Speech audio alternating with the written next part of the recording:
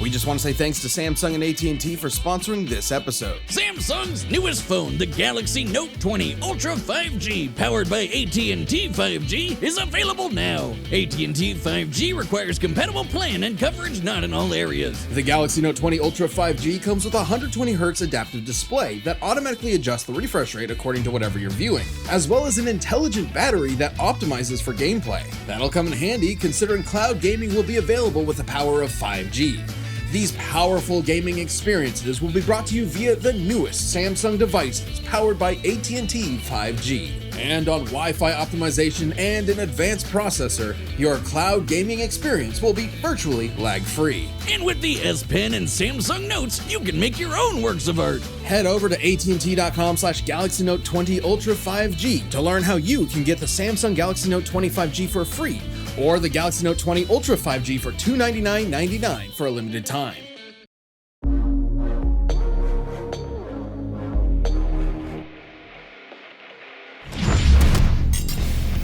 Sidekicks. Every good superhero or world-conquering scientist needs one, right, Boomstick? That's right.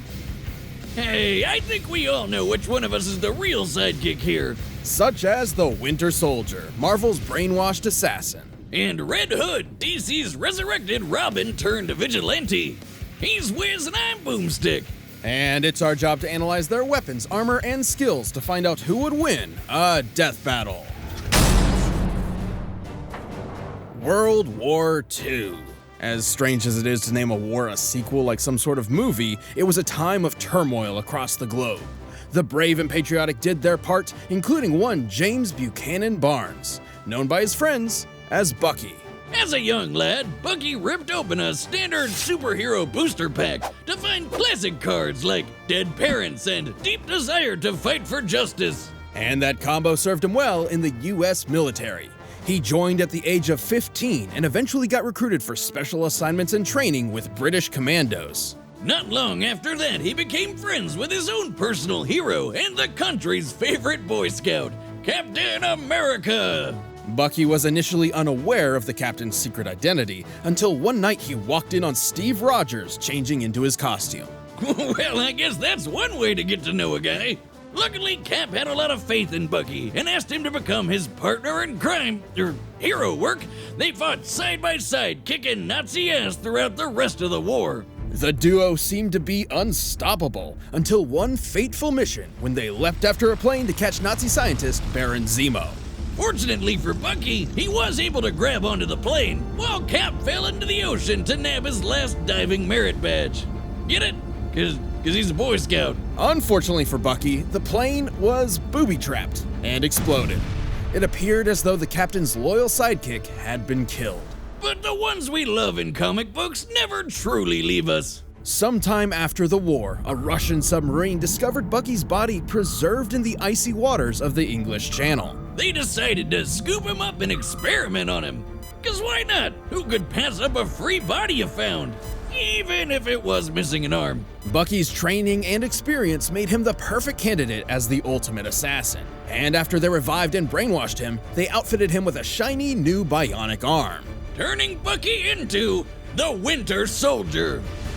Along with this new persona, the Winter Soldier sported a sundry of skills throughout his career that made him a killing machine. For starters, he was injected with the Infinity Formula, which permanently increased his physical ability to an enhanced state. This made him quite the formidable foe even for Captain America, a foe who seemingly abandoned the values the duo previously shared. These two have fought plenty of times, and Bucky's been able to hold his own against his former partner. His advanced strength and speed, coupled with his knowledge of various fighting styles, make for a lethal combination. He's skilled in everything from hand-to-hand close-quarters combat to an impressive arsenal of ranged weaponry. Oh yeah, he's got a ton of sweet guns that are outfitted with some nifty palm print sensors, so only he can shoot them. If anyone other than the Winter Soldier tries to use these firearms, they will self-destruct. He also wields a katana, throwing knives, pretty much whatever comes in the welcome bag at Assassin Con. Always a good time at ASCON. But we can't forget his most iconic piece, the arm. Well, I mean, it's definitely the coolest metal arm I've ever seen. What about mine? I made it myself. Come on, Wiz, look at that thing. His is super buff, Plus, it's got a flamethrower, a retractable blade, it can emit electric charges, and it's so strong, knives break on impact. It's not about the size of the arm, it's how you use it.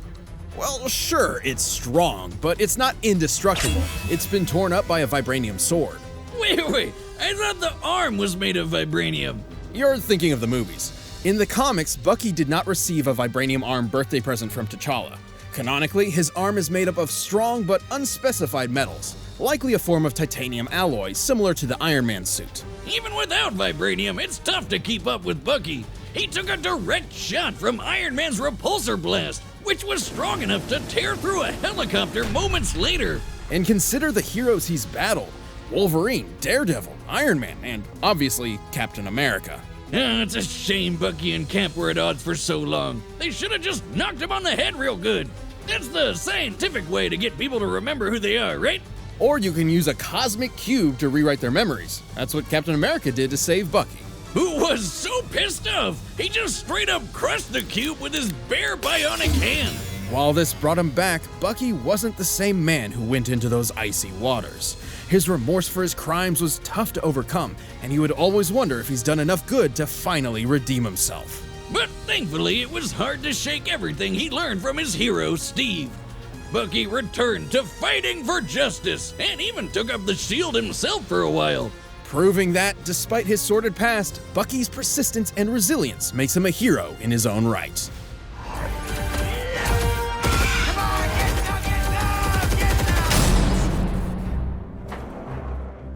When you think of the word sidekick, who immediately comes to mind? You. It's you.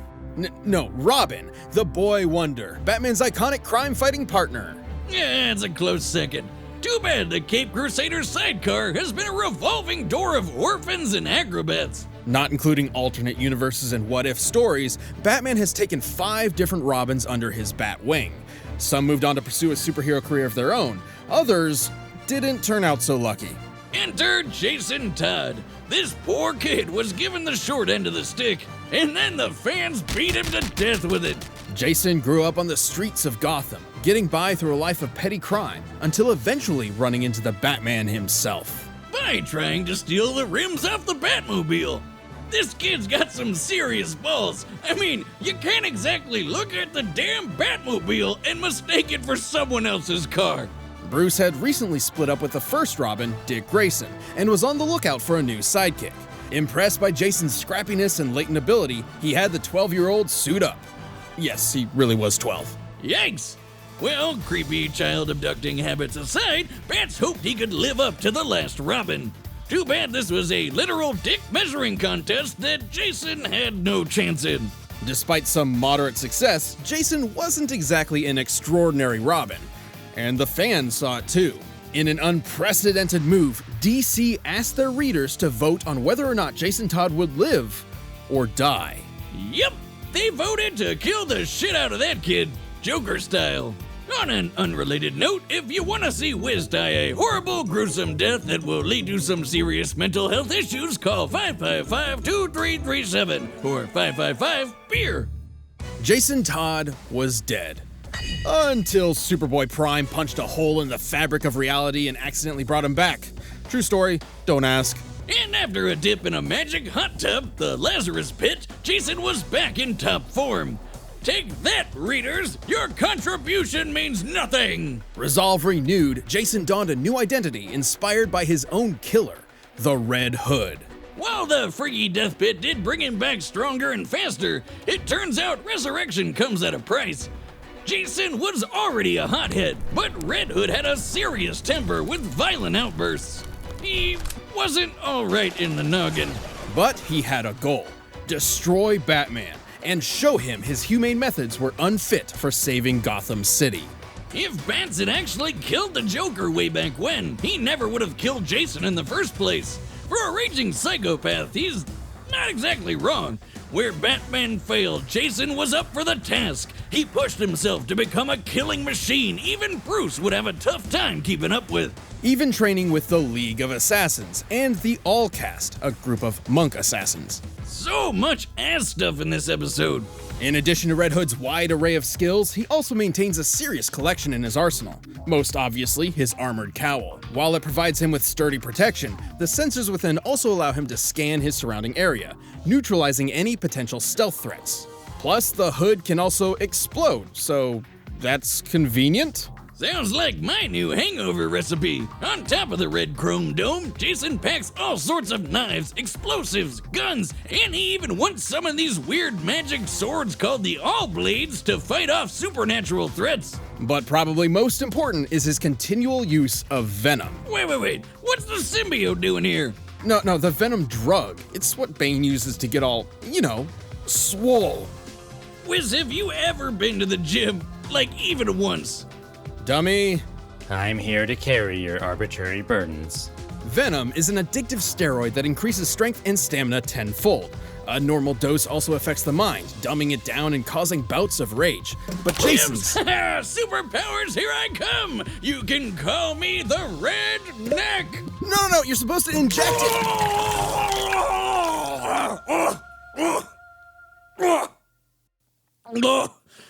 Oh, dummy, clean that up.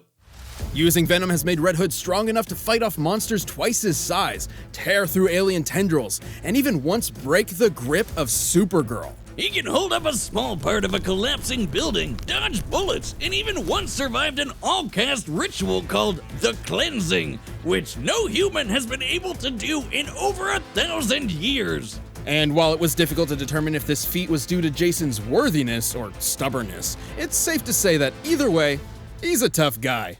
Tough enough to punch through a submarine hull, or at least he carries enough explosives to blow a hole through it. Either way, I wouldn't want to go one-on-one with this guy. Red Hood also has plenty of that bat-like stealth ability to match his brute strength. He was able to sneak away from Supergirl. Even Bruce will be proud of that one. Despite how Jason tried to kill him. But the Red Hood failed, and was left to re-examine his own personal code. He ultimately decided to be a hero again, albeit a very conflicted one. He even teamed up with Bats and even worked alongside other Robins. He also leads a group of ragtag heroes called the Outlaws. The roller coaster of Red Hood's crime-fighting career has, at best, landed himself in that anti-hero sweet spot, and at worst, made him a violent vigilante who takes the law into his own hands. Those are the heads of all your lieutenants. That took me 2 hours. You want to see what I can get done in a whole evening? All right, the combatants are set, and we've run the data through all possibilities. But first, if you're into pulse-pounding shows with assassins like these, check out HBO Max. We wanted to give a big thank you to HBO Max for being the presenting sponsor of the Rooster Teeth Animation Festival. At HBO Max, animation isn't just for kids, we've got animation for every generation. There's everything you could possibly ask for, from the raucously edgy Rick and Morty and South Park to heart-pounding adventures like Samurai Jack. You can also enjoy one of Max's awesome originals like Close Enough, or fulfill your anime cravings with Full Metal Alchemist Brotherhood and Rurouni Kenshin. Animation has a new home on HBO Max, and it's all in one place. So why wait? Start streaming today. Download the app or visit hbomax.com to start your free trial. But right now, it's time for a death battle! Yo, Barbie. Jason, it's me.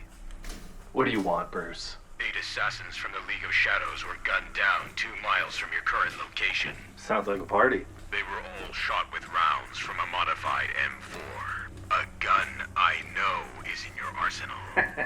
As much as I'd love to take credit for that one, it wasn't me. Don't lie to me. It wasn't me, Bruce. But you know what? You can count on me to crack the case. In fact, I believe there's a bit of evidence that demands my attention right now.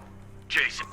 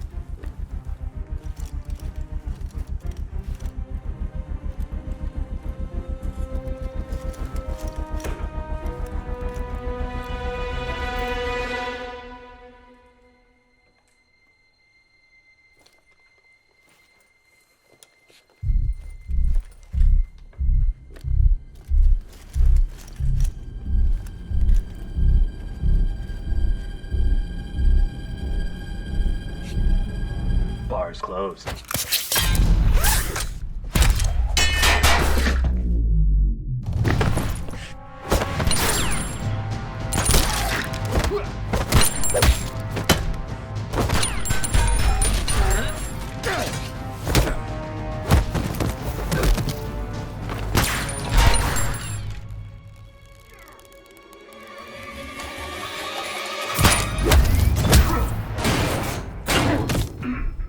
Okay.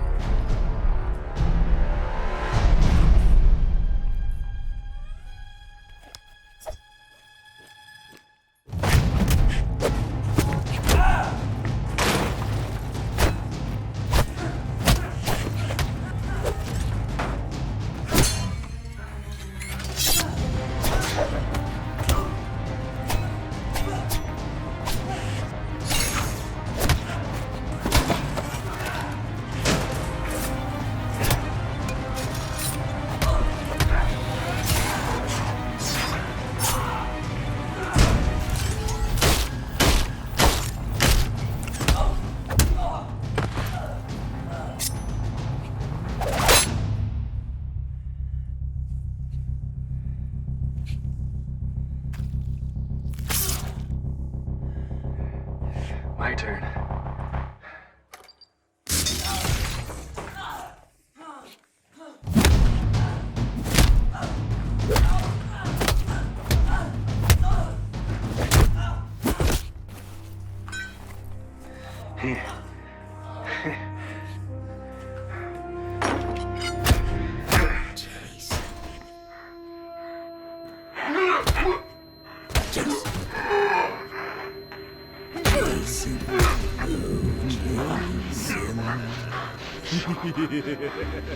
He's not coming. No one. Shut up!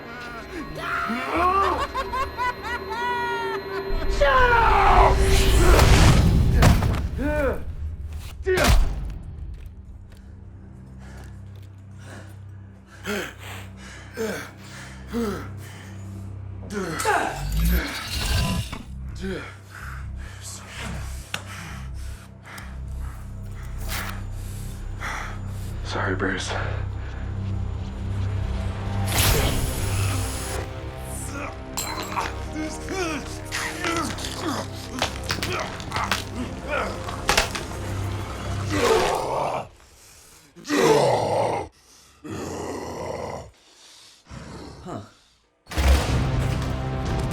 Now you're dead.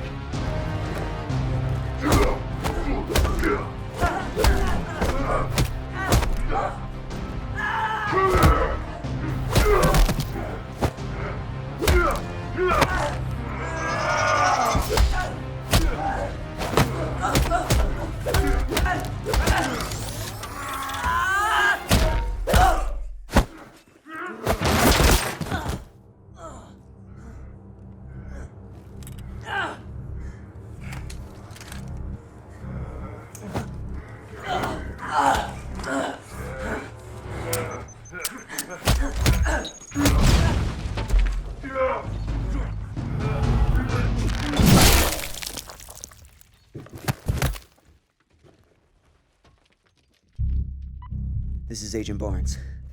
Target eliminated. Moving on.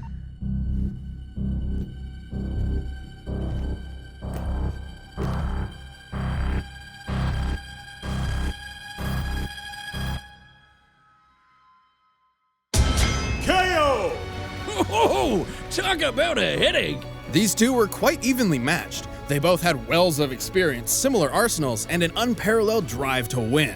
They even had almost identical speed and reactionary feats, and Jason definitely had better stealth skills. However, Bucky Barnes earned the edge in almost every other way. Like how Red Hood had plenty of experience training with Batman and assassins, but Winty had decades of training on him with commandos, as the captain's side piece, an emo assassin, and even as Captain America himself. The Winter Soldier also had an edge in defense. His metal arm was able to shatter a knife on impact, but when Red Hood took a similar hit, his helmet cracked. Red really didn't have any way to stop that arm for good, or Bucky's superhumanness. Sure, using Venom could even the playing field for a short time, but a brief power-up is nothing compared to a metal arm and the permanent Infinity Formula. And don't take Jason breaking Supergirl's grip out of context. She wasn't expecting the Venom, and they weren't even fighting in the first place. It's interesting, but not nearly as noteworthy as it sounds. Yeah, we know for a fact Venom is a 10 times strength booster. There's no way Red could match a Kryptonian in a real brawl. Red Hood was a deadly combatant, but the Winter Soldier one-upped him with superior experience, survivability, and a consistent strength advantage. Looks like Bucky was the winter. The winner is the Winter Soldier. Thanks for watching this episode of Death Battle. Come back next week to see previews of our upcoming matchups. If you want to watch more stuff, you can click the boxes right around here, and you can always pick up some DB merch at store.roosterteeth.com. So many snacks, so little time. Ragnarok?